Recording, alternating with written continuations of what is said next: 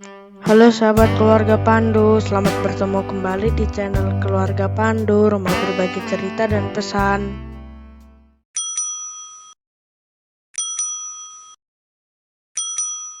Istri dituntut 1 tahun penjara karena memarahi suaminya pulang mabuk. Ini rasanya seperti sebuah berita yang mengada-ada. Urusan tegur-menegur atau saling mengingatkan antara suami istri, masakan harus sampai ke pengadilan dan berujung pemenjaraan? Bukankah ini wajar? Bukankah suami istri memang harus saling mengingatkan agar bisa bersama-sama membangun kehidupan rumah tangga dengan lebih baik? Tetapi kalau istri dipenjara karena menegur suami yang suka pulang mabuk, ini ada yang tidak beres dengan relasi suami istri dan mungkin juga memunculkan pertanyaan, ada apa dengan peradilan?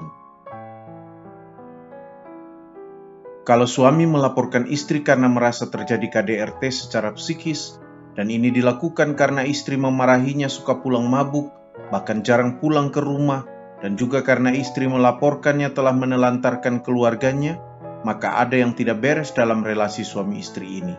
Urusan pengadilan biarlah menjadi urusan negara, tetapi sebagai masyarakat, kita perlu membangun tatanan masyarakat yang lebih baik, yang mendudukkan keluarga sebagai unsur penting dalam membangun bangsa dan negara ini. Dan membangun keluarga yang berkualitas harus dimulai dari membangun relasi orang tua atau suami istri yang selalu mendatangkan kebaikan dan hidup damai di tengah-tengah keluarga. Bagaimana suami istri membangun relasi mereka dalam rumah atau keluarga akan juga berdampak pada bagaimana anak-anak membangun relasi mereka dengan orang-orang di dalam rumah dan juga di luar rumah. Kita memang kadang suka mengabaikan pentingnya relasi seperti ini. Padahal relasi adalah unsur penting dalam membangun hidup yang berkualitas.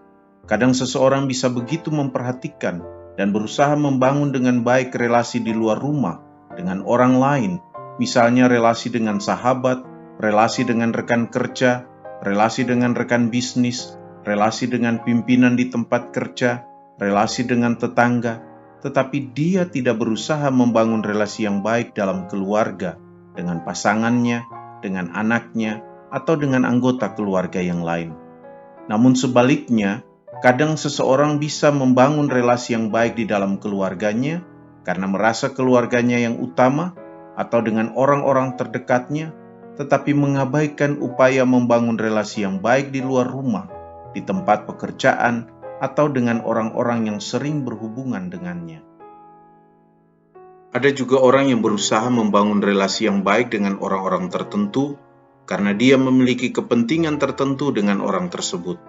Namun jika dia tidak memiliki kepentingan dengan orang itu, dia merasa tidak perlu membangun relasi yang baik dengannya. Relasi seperti ini yang dikatakan berelasi karena ada maunya. Janganlah kita membangun relasi seperti ini. Untuk itu, marilah kita sadari bahwa sebuah relasi itu penting dalam hidup kita bersama-sama di tengah-tengah kehidupan ini. Bangunlah relasi yang baik mulai dari dalam keluarga dan juga dengan setiap orang yang kita jumpai dalam hidup kita. Suami istri atau orang tua harus membangun relasi yang baik sebagai teladan untuk anak-anaknya. Karena cara anak berelasi di luar sangat dipengaruhi oleh bagaimana dia melihat relasi di dalam rumahnya. Relasi-relasi semacam ini rapuh, karena orang bisa mudah melukai satu dengan yang lain.